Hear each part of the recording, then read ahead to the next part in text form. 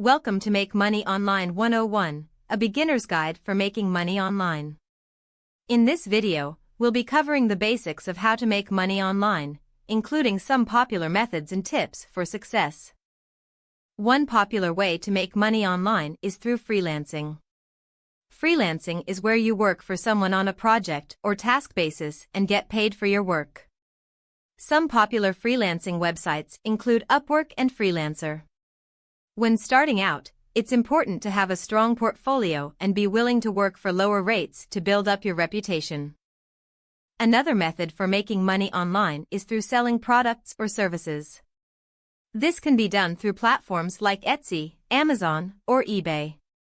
Having a niche or specialty can help differentiate your products and attract customers.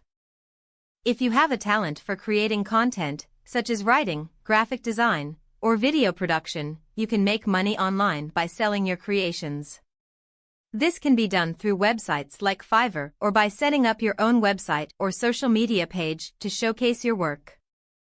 Affiliate marketing is where you promote someone else's product and earn a commission for each sale made through your unique affiliate link. This can be done through websites or social media. Finding a niche and a product in demand can increase your chances of success.